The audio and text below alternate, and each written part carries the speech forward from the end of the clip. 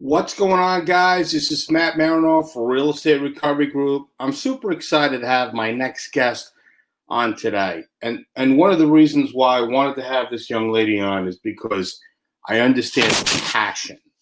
So there's a couple of things I want to talk about before I actually bring her onto the big screen over here. So it's Dionte Chantel White.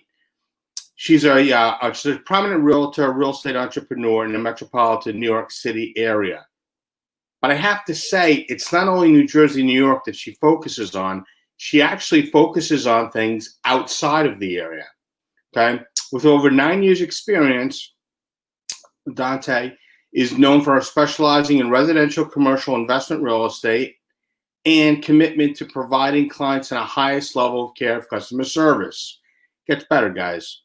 She also has the ability to successfully leverage her business relationships, acquiring off-market real estate opportunities, and basically, expedites the process through EXP, which she works with unparalleled corporate marketing resources, as she says, is key in her career.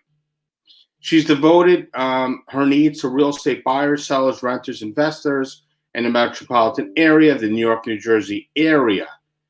Loves working with motivated sellers, first-time home buyers, helping and guiding clients step by step through the process. This is where it gets crazy. This young lady, where she basically is working with people with affordable housing, financial freedom, literacy, to the HUD certified pre-purchase, post-purchase counseling, first-time home buyer seminars, urban real estate development revitalization, generating more sources for employment, low to moderate income families, homeless individuals, reentry programs, ex offenders in the metropolitan area in New York City. She's graduated from Montclair University with a bachelor's degree, political science, paralegal studies, with a pro-rate of real estate legal years, working in the industry for 5 years. She enjoys reading books, spending quality time with her loved ones, visiting new countries, exploring their cultures. And basically, she loves working with her clients. She has integrity. She's loyal, and she is very professional. So without further ado, what's going on, young lady? How are you? I am so blessed to be here today. Thanks for having me on your platform. Absolutely. So I've been following you a little bit on social media. We've connected, obviously, on the whole, people before profit. Some people call people before purpose, and being able to help others. So it's important that people understand that the noise in the background is not a parakeet and it's not a bird. Is that correct? That is correct. And I'll leave it at that. And I'll leave it at that. You lied to me. You said you were gonna take care of that. It is what it is. Go get a broomstick really quick. You put me on the spot. But that's hilarious. But yes, that is not a parakeet nor a bird. That's my fire alarm. Exactly. That's chirping in the background. The insurance company's not watching. Listen, they're not. At the end of the day, it's all about jokes, having a good time, and being able to help others. I do have a couple questions that I'd like to ask, but I like for people to maybe get a little bit of background about yourself and who you are. And just out of curiosity, why did you decide to come on to my live? I mean, you're like a general in real estate. So when I had the invite, I couldn't say no. I've learned a lot from your platform throughout the years. So it was absolutely a no-brainer for me to join you today. Oh, I appreciate that. You're going to make me cry. No, don't cry. Maybe get teary-eyed. Obviously, people want to know, or probably are going to want to know, a little bit about you and where you've come, where you've come from. Why don't you explain a little bit about your background? Absolutely. So again, my name is Dionte Chantel, as Matt already explained. I'm from the New York, New Jersey area. I grew up in this area. I'm originally from Brooklyn, but I grew up in Newark, New Jersey. I basically, grew up in urban settings throughout my life. And that's why I'm so passionate about making sure myself and the others in the community are part of the revitalization. And I'm not going to say gentrification, but we're going to call it preservation of the communities that we come from. So, because I still live here, so I want to make sure I'm a part of the change that's happening. That's important because I think a lot of people follow, I guess, trends, leave where they come from, don't want to go back, they don't want to visit, or they'll go back and they'll offer some type of service. So you're actually, you're in the thick of it, which I think is pretty cool. That not only that are you people before profit, but you kind of basically you do the talk, but you also do the walk at the same time in the same neighborhood. Besides all that, how would you describe your upbringing? And were your parents entrepreneurs? Yes. So my dad actually, he's an entrepreneur to this day. My mother and father, they're entrepreneurs to this day in their own right. They're actually both restaurant or catering services or entrepreneurs now. But my father, he actually had a real estate background.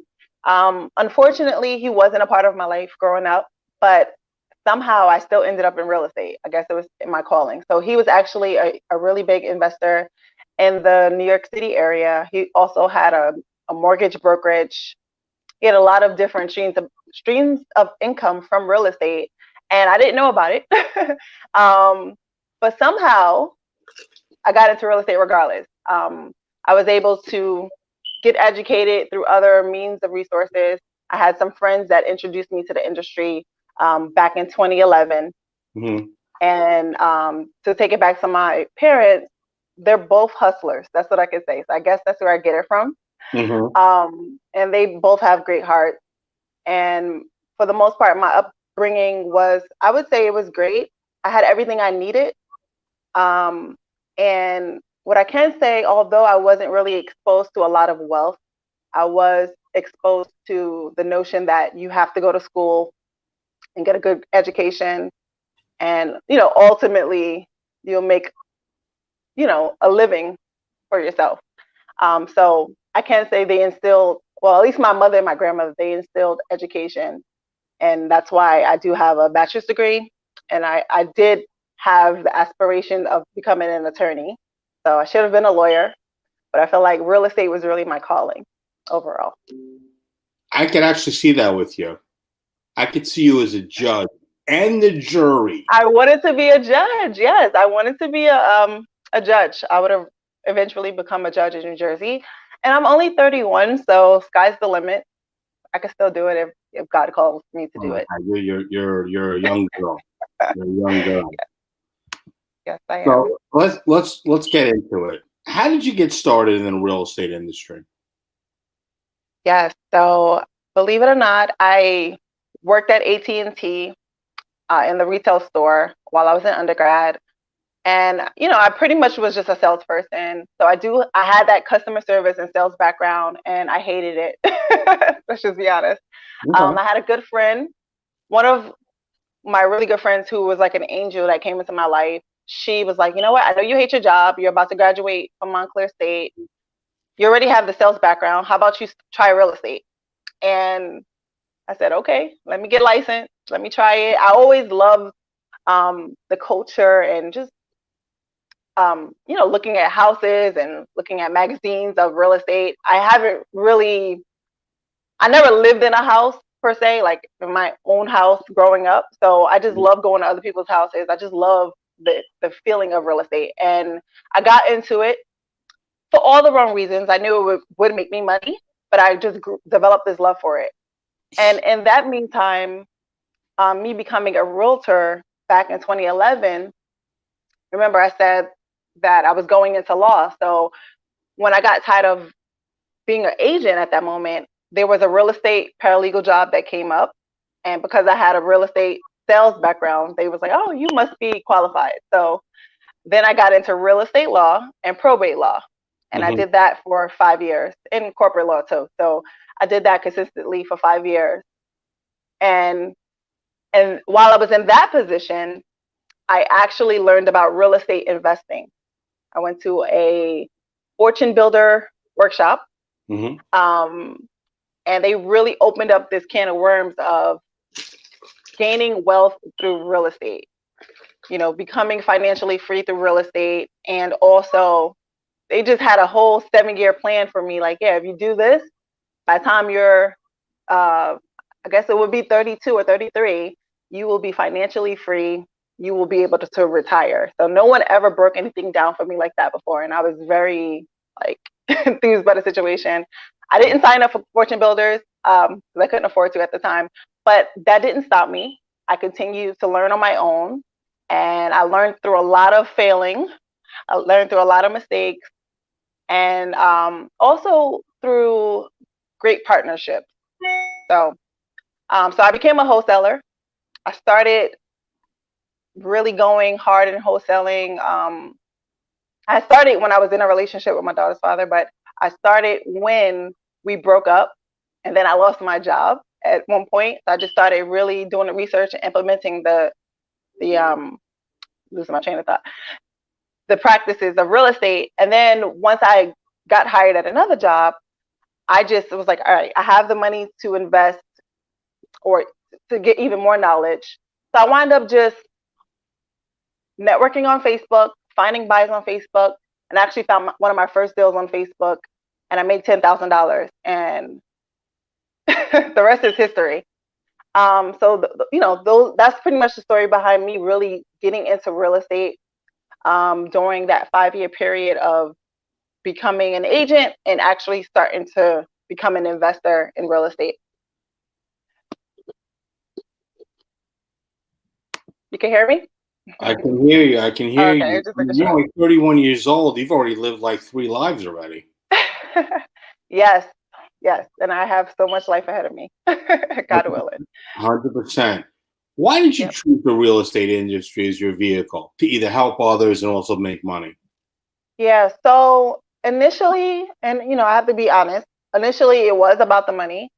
And over time, I feel like God showed me that I have a purpose on this earth. So, and I remember very clearly that someone told me, you're going to start doing things in real estate that no one else is going to tap into, but you're going to help people. And long and behold, I started using my real estate license again. So of course, I was wholesaling at some point, but I started using my real estate license again, and I started assisting homeless families in the New York City area. One, because I had access to the inventory. Some of the units were my own units, and then I had partners and I had other investors that had apartments that were nice and that were available. And I pretty much made these investors take this program to house these homeless families. When all the other landlords were discriminating, I was able to get through to these investors that I knew. Take this program. It's a good program. It's beneficial for everybody. I Give it a shot. want to stop you right there. You talking about New York? You talking about New Jersey? So I would take families from New York City and I would move them into New Jersey. So I was relocating homeless families from one state to the other. That's pretty amazing stuff. Now, if you were relocating people, how were you actually? Because obviously you're putting the people first, but how were you profiting? Did you profit off of that? I did, yeah. So New York City pays a commission. I'm not going to disclose how much, but they do pay you a commission to assist these individuals getting apartments, even if it's in New York, anywhere in the United States. If you find them somewhere to live and you find someone to take that program and the other programs that they have, they will pay you a commission.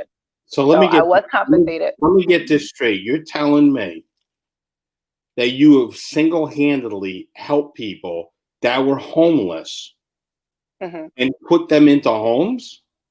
Yes. And these were people that were living in the New York City shelters, and I still work with them to this day. Some of them were living in the city, in the shelters. Some were living at someone else's houses. They were all employed. So with this particular program, you had to be employed, and they based the voucher amount or the program amount for the rent off of your income. But yes, to answer your question, yes. So let's just say, for shits and giggles, I'm an investor and I have a multifamily property in Newark and I want to be able to help individuals like that. Can I reach out to you? Absolutely. I'm working with new clients every day that are trying to get out of the shelter in New York City, or they're sleeping on someone's couch. I even have some individuals that just came out of jail or prison or whatever. These are the people that are being discriminated against the most. People with bad credit, people with low income, people that have a criminal record. Even if you have an eviction filing, like I even had one when I was 18, and they still, use that against me when I need to rent. Well, you were a party girl back in the day. I get it. No, I had to, mom. By the time I was like 18, 19, I had to go. I was put out. So I was out here in the water swimming from a very young age. So, somebody that had an eviction filing from 18, they could still be frowned upon in the renting market right now. So there's, No, go ahead. Yeah, so people find anything to discriminate for. And some of these people, they are literally, one, they can't afford to live in New York City. New York City is just super duper high. So they can afford New Jersey. So this is why the program works well with New Jersey and works well with Connecticut, because we're in the Metro New York area. All right. So I want to talk about this topic for a little bit because I think this is amazing. I think This is a great opportunity for investors that purchase real estate that have no idea what the hell they're doing. Right. So walk me through it. Let's say somebody's rent potential for an apartment is $1,500. Does that guarantee you being able to place somebody in that apartment for the rent of the $1,500? And what type of responsibility of it would it normally be from, let's say, the state versus somebody who is less fortunate that needs that type of help? Yeah. So again, the rent amount is based off of their income. So I mean, I've rented out apartments that were $2,500 in the past. So 15 is right in the perfect budget. That's typically a 2-bedroom or 3-bedroom in New Jersey, and that's what they could afford anyway. And the process is basically, it used to be the year's rent up front. Literally, investors would get the entire year's rent up front, and they could pretty much do whatever they wanted to do with that money. So you have many of them reinvesting. They would take all of their whole portfolio and walk away with $50,000, $100,000 from this program in one shot, depending on how many units they had. But the process is very simple. I take them out to look at the apartment. They apply. The owner accepts them. We do an inspection. Now, in certain municipalities, the city may do an inspection. And then there's papers that they have to get notarized. And then within 2 weeks, we will get a check. When we get that check, that's when the individual can actually move in the apartment. And now they're doing it on every month. They're kind of treating it like Section 8. They're basically paying every month the full month rent. But after the year, that individual is responsible for the rent. So a lot of my clients, I try to literally convince them, brainwash them that during this year, save your money. Okay, you should be able to buy a house when that year is over. Get your credit in order. Make sure. It's not Section 8. It's basically a 12-month program that allows somebody to get back on their feet and basically save all the money they can and put them in a better situation. Exactly. What if somebody's retired and they only have a certain amount of money coming in? Can you work with people like that too? I can. However, if let's say a retired person's income is only $1,000, that means I could only find them an apartment with that voucher for $500 because it's based on their income. So it's typically 2 times the rent. You know what's so funny? I put this phone on do not disturb and it's still coming through. But sorry about that. But yeah, so it's based on their income. I'm looking for other programs as well that are similar to Section 8, where they do go by your income also, and you only pay a third of your income. But those programs are pretty much locked up right now, and there aren't many programs out there. And then there aren't many apartments that are willing to even go that low. So this is what, myself being also a developer, I'm trying to figure out what's the answer to that dilemma. Like, even though the president of this country should be doing that, along with HUD and Ben Carson, but we're gonna have an issue in the next. You really want to go down that road? No, I don't. I'm a political science major, but we're not gonna do that. Okay. Not today. But this country is gonna really be in for a sugar honey iced tea show. We'll say that. Because I don't want to curse. It's going to be a mess. Affordable housing. Can I curse? Yeah, you can curse for me. You're talking about a shit show. Yeah, it's going to be a mess. I think I lost him.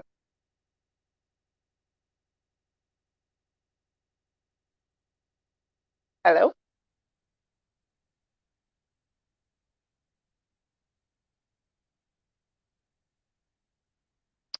Can everyone still see me? Hello?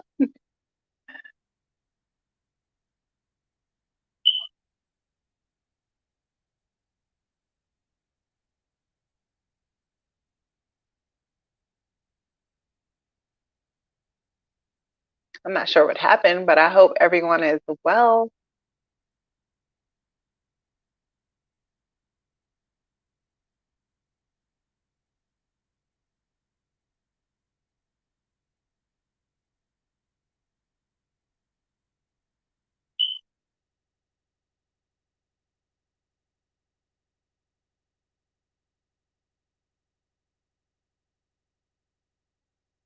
I'm not sure what happened.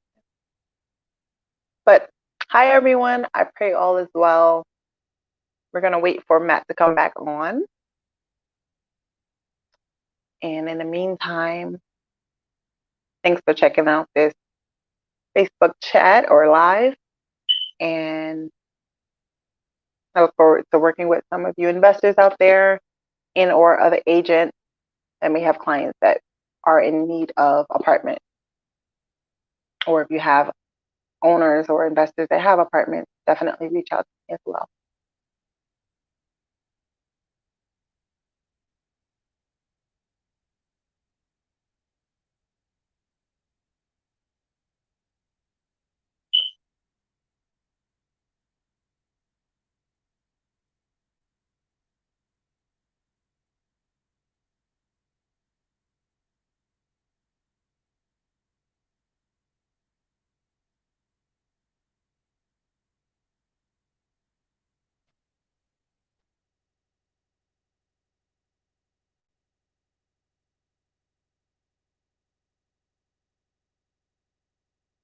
I'm not sure what happened.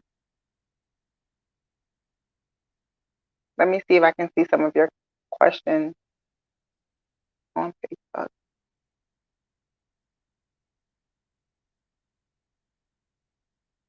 So I think we have Vanessa, a few others.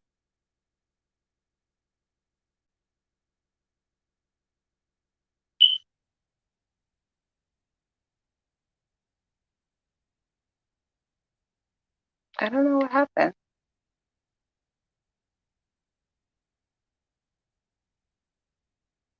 But in the meantime, while we're waiting, I do have a podcast out, and it's pretty much going to take you on my journey to being a developer. Hey, I was trying to improv here. Can you see me? I can. Now I can, yeah. Crazy. Ooh. My electric blinked, and then everything. No. Yeah, and then I just lost the whole thing. So, wow. So I guess it's your show now. Yeah. I was like, well, let me not be awkward. Let me talk about something. Yeah, what were you talking about? Your podcast show? Yeah. I started mentioning it, but we could go back to your particular question. But yeah, I did start a podcast about 3 weeks ago, and it's called Journey to Developer. Um, and I'm pretty much taking people on my journey up until this Mhm. moment. I'm now a real estate developer, as well as an agent, as well as an investor. And I'm pretty much teaching people about real estate investment. Um, Everything I've ever done in real estate, I'll have like episodes on it. I may have extra guests that may come on. Um, I'm going to be talking about the development process, most of the steps I did as, trying to even become a designated developer in the city of Newark and in the city of East Orange. And now I'm about to be designated in Cleveland, Ohio as well. So, you know, When you so we're going to say turn it into, I'm sorry. when you say designated, how are you getting these titles or whatever it is that you're doing?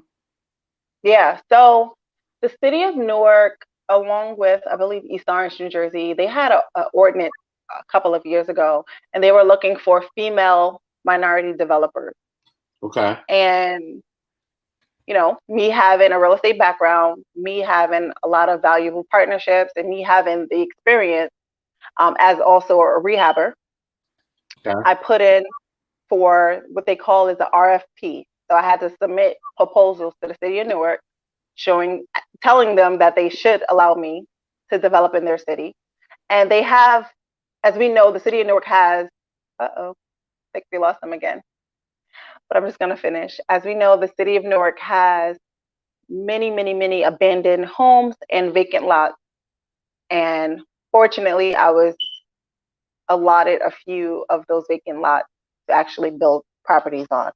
So I'm in the process now, and it's a long process, but I'm in the process now of building these houses. At least, I think we're doing about 8 houses on these lots that we were rewarded.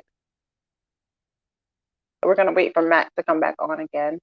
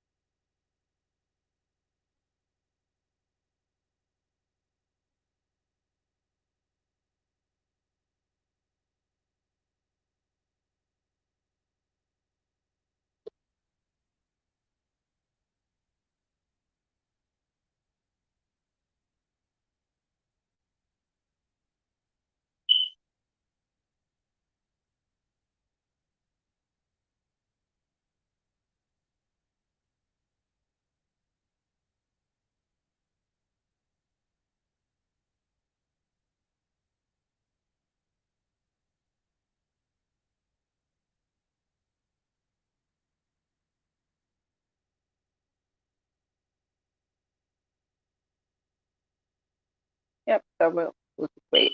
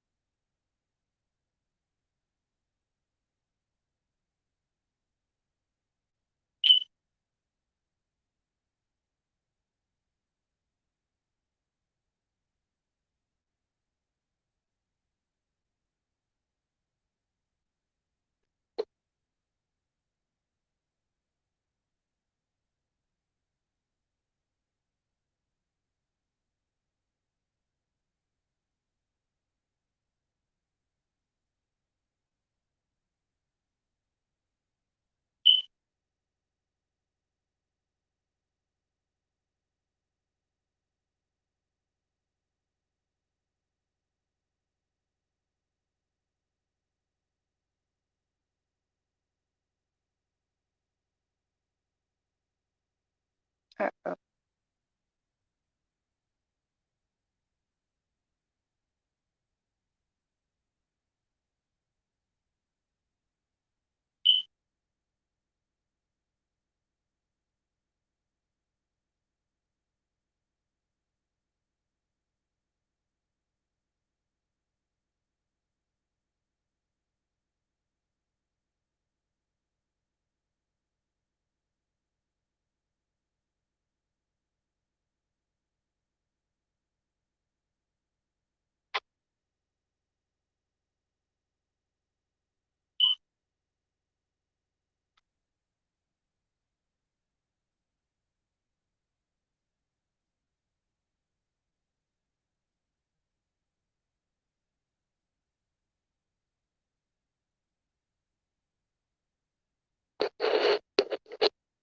But I don't even know what to say.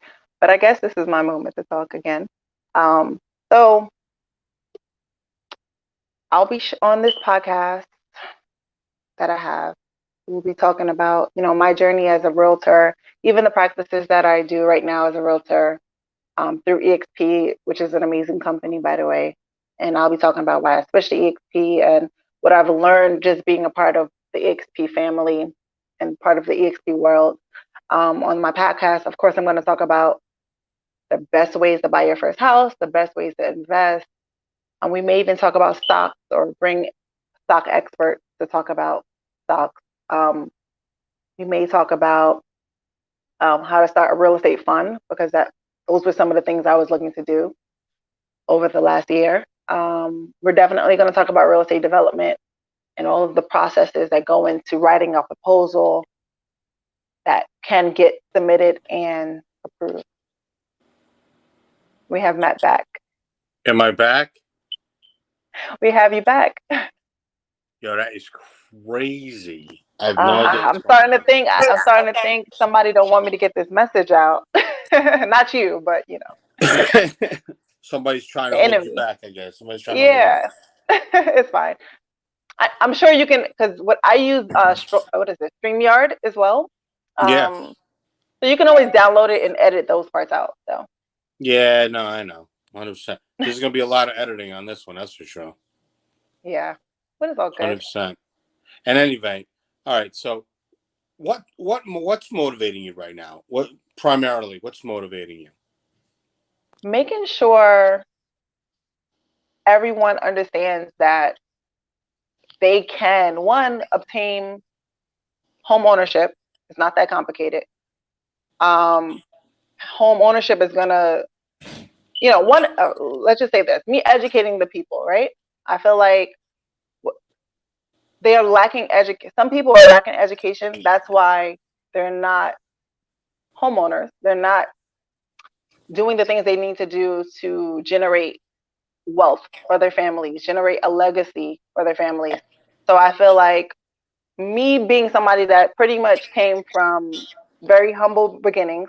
I started in this business with literally no money. I didn't even have a car. I had bad credit when I really got my first huge check in real estate as an investor. And I just want them to know that they can do it too. Now, there's different ways to go about making money in this business. I'm not going to say wholesaling is the best way. But I do feel like my purpose here is to show other men and women from where I come from, and even you come from another type of neighborhood, that you can obtain and generate wealth through real estate. Mm-hmm. Okay, so that's just my main purpose on this earth, and I feel like there's a lot of other people doing it, but there's a lot of people in this business that don't have integrity, that will sell you anything. They're just out here trying to get the money. They're just trying to swindle people. We're seeing it in this business every day. God. So I just feel like that's my purpose. Like, this is what God wants me to do. And I'm working my best to get it done. And oops, we keep on getting cut off. But also, I feel like when it comes to women in the real estate development space, I'm super motivated because I was told so many times you can't do it. You don't have enough experience. You just don't meet the criteria of a real estate developer. And in my community, and in the women's own right, we're already developers. We're already pillars and facilitators and organizers of our community. So why not throw real estate developer as a title onto that? We're already, rebuilding our communities, fostering our communities. So why not build in our communities? And I have an advanced way of doing it without me even being able to lift up a hammer or do anything in a project. You can Right. literally delegate and outsource all of the development out to other companies. So through my journey and through my podcast and my courses that I'll have in the next couple of months, I'm going to be showing women and men how to do it with ease by one, leveraging partnership, leveraging delegation, and just literally aligning with the correct people that's going to help them get to the next level. Guys, my guest today is Dionte, and she is an amazing person. If you want to reach out to her direct, you can call or text her. Her direct number is 347 450 3188. Again, it's 347 450 3188. I just want to put that out there. So if somebody wants to reach out to you direct, call or text you. Look, guys, you don't have to say you saw her on my show. You can if you want. It's not, I don't profit from this. This is for me to try to highlight individuals that I feel that are offering a service, truly putting people before profit, and wanting to help individuals, especially in the pandemic that we're in right now, and have people understand that they have a place to go. That's the whole purpose of doing the 12 o'clock shows that we've been doing. Yes, it used to be Monday through Friday, but we dwindled it down to Tuesdays and Thursdays. It's just too hectic. I was trying to do a night show, and I was exhausted. So now it's just Tuesdays and Thursdays. I'm going to try to keep it like that for as long as I can. I appreciate all the feedback that I'm getting from people when we're doing these shows. But, if you want to reach out to this young lady direct, and if you have any questions about what she's offering, and look, even during the pandemic, people they need a place to live. So even if, there's something that maybe, you guys can work out together with Dionte and be able to maybe have her put somebody in a property for at least helping pay the mortgage until you guys can get back on track. People need a place to live, especially with struggling investors right now. You could reach out to her. Our number is 347 450 3188. Again, it's 347 450 3188. Yep. But yeah, I mean, listen, what you're doing right now and obviously helping other people, is there anything that you're working on right now as far as projects that you want to talk Yes. about? Yeah. So I have, for one, I do own land and properties in Kansas City, Missouri. I'm working on acquiring about 6 to 10 acres of land there. My goal is to build residential development communities. Also, in the state of New Jersey, I am closing. No, I just closed on 2 lots in East Orange, and then I should be closing on my newest lot hopefully in the next 30 to 60 days, and we'll be doing about 8 to 10 houses in Newark, ground up construction. It's So going you're to be going to build 8 to amazing. 10 houses, or you're going to be 8 to Yeah, 10 units? no, 8 to 10 houses between Single East family? Orange and Newark. No, multi-family. So we should be doing 2 to 3 units. And then on one particular lot, we can actually build about a 40-unit building. I'm not sure if we're going to do that. We may just throw 3 houses on there. Whatever's easier and make the most sense. That's what we're going to do. Okay. Yep. I'm interested in that 40 unit because maybe there's something that could be put together as far as a JV. Yeah, I mean, I'm always looking for private money partners, partners that could help me fund deals. I get a lot of land opportunity deals like every day. I'm also in Ohio, in Cleveland, Ohio, working on some projects out there. So we're always looking for partners, whether it's building partners, whether it's not credit partners, but like financial partners, of course, to fund these deals. Um, Everyone is more than welcome to reach out to me, and we can definitely discuss it off air, Matt. Yeah, no, 100%. Okay.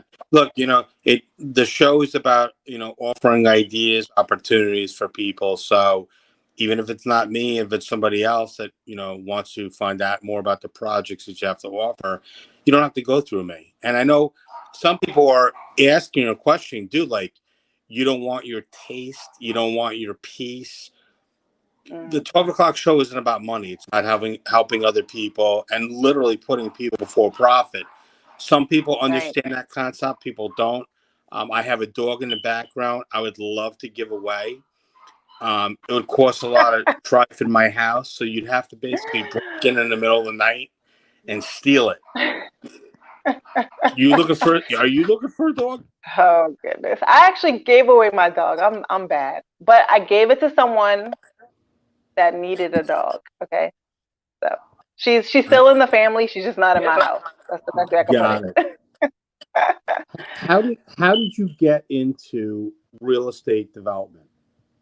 Yeah. So my best way to explain this is after a very, very bad wholesaling transaction where I was said to make like $40,000. I had like 12 properties under contract by the same seller. I lost it. And that motivated me. And I was wholesaling at the time. So that motivated me to one, stop selling out my community to people that are not from my community. And then I was more motivated than ever to start acquiring properties. So I started keeping some properties and rehabbing them for cash flow and for just doing the overall flip. And then, actually, before I even got into investing, I always had this vision to start building houses in Newark. And I wanted to do container houses at the time. At the time, I didn't even know it was called development.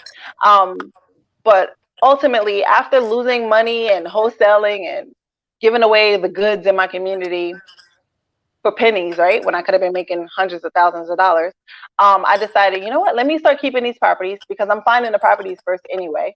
Let me find out how I can keep it. And I partnered up with another female investor, and she pretty much took me under her wing, and she introduced me to her sources, and they were able to start funding some of our projects. And one of my very first mentors in real estate, he set me up with this business advisor who helped me write all of the proposals. And he pretty much turned me into a developer. Like he had me thinking like a developer. He started teaching me about all of the programs that's out there, even to build in this country. They have a lot of different HUD financing programs. And of course, opportunity zone funds. He educated me about those and how they operate. And we were even going to start one together. And here I am now. I actually don't want to do anything else besides, of course, helping my homeless families, and I just want to do development. And I want to make sure I'm, providing affordable housing through development, and also just the opportunity to become a homeowner through development as well, and making sure people have access to affordable home loans as well. Believe it or not, up until like last year, a lot of people didn't know there were grant programs, down payment assistance programs, closing cost programs, and I'm glad that everybody knows about them today. But last year, no one knew that they existed. So it's all about being educated. And yeah, that's my spiel on my development journey. Got you. Understood. Well, listen, that's important. Guys, if anybody wants to reach out to Dionte directly, again, her number is 347-450-3188. It's 347-450-3188. Obviously, there's tremendous deals that are out there and helping other individuals. So if you can help somebody at the same time, to me, it's really, you are on social media. Your sound is out a little. Can you hear me now? A little. It's all right. But yes, everybody can find me on social media. On Instagram, at Dionte Chantel and at Journey to Developer, and that's my podcast. You could also find me on YouTube for the Journey to Developer podcast and video podcast. I'm also on Facebook from time to time. And you can just put in my name, Dionte Chantel. Again, if you have any questions on how to get into the real estate development, how to become even a realtor, if you want to join my team at EXP or even know about the EXP business model, feel free to reach out to me. If you have any questions about, investing, wholesaling, how to buy your first home, how to get pre-approved, et cetera, you can definitely reach out to me. All things real estate. If I don't have the answer, I can definitely reach out to someone like Matt and some other people that I have connections to that can assist you with questions that you may have. You can hear me, Matt? Can you hear me? Yep, I can hear you. You can hear me? Yes. See, now I can't hear you. Oh, no. This is horrible. It's all good. Unfortunately, I think I'm sure once you add, because of the issues that I'm having. It's fine. Today, I'll bring you on my podcast. No, it's fine. At the end of every single one of these shows, I ask if the people can emulate me doing my finger point. So I want to know if you can do it. Can you do the finger point? All right. That's good. I'm going to give you a 7.5. I'm going to give you a 7.5. Guys, I really appreciate my guests coming on today. I apologize for the issues that we've had as far as the sound quality and stuff like that. But if you want to reach out to this young lady directly, you can reach her at 347-450-3188. Number again is 347-450-3188. And this is Dionte Chantel. And you can reach her directly. And I really appreciate having you come on the show today. I apologize for the issues that we've had, but I always like having quality guests on. And I see in the future, I'm going to put you on a panel on one of these shows that I do. So thank you so much for coming on. I really appreciate it. Thank you for having me again. God bless you. Talk to you soon. Take care. We'll talk soon. Bye.